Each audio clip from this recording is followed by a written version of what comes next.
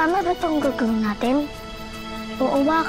Nawawala sila Ina at Greco, kaya tumuna din tayo sa paghahanap kasi kung ano pang mangyari kay Amang Gabriel. Kayo mga anak ni Gabriel?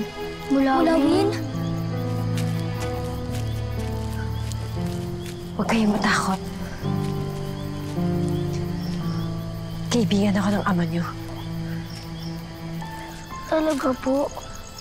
Alam niyo po kung nasan siya? Ligtas po ba siya? Pinadala niya ako dito para sabihin sa inyo na huwag kayong mag-alala.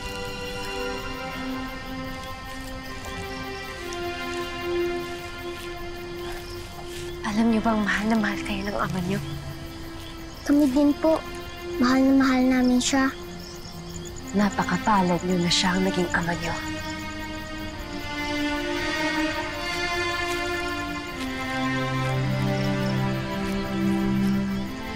Alam niyo bang mahal na mahal kayo ng ina niyo? Talaga po? Minsan, parang hindi. Oo nga po. Hindi namin maramdaman na mahal niya kami. Pwede bang iparamdam ko sa inyo?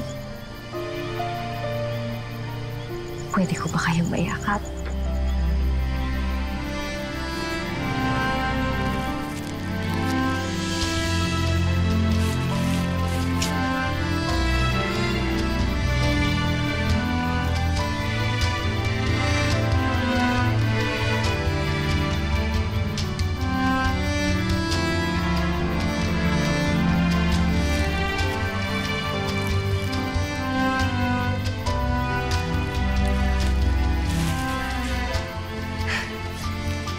Alam kung sino sa inyong dalawa.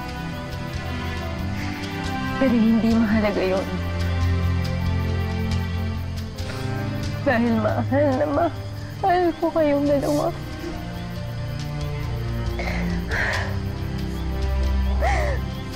Baka po bang mulawin kayo?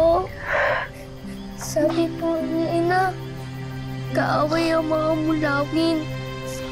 Etong tatandaan niyo. Hindi kaaway ang mga mulawin. Iisang dugo lang ang nananalaytay sa ugat natin. Isang lahi lang ang pinanggalingan natin. Kaya balang araw, kapag nakaharap kayo sa isang mulawin, tatandaan niyo na iisang lahi, iisang dugo, kaaway.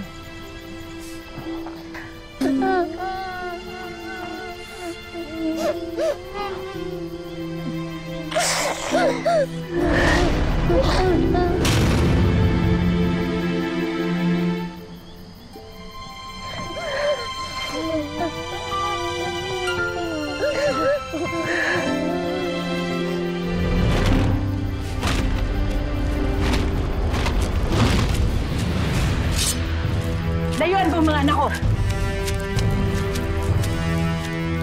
Ina! Huwag siya sasaktan! Tumayo kayo! Kalaban ang mulawin na to! Hindi po siya kaaway, Ina! Pati utak ng mga anak ko nilason mo?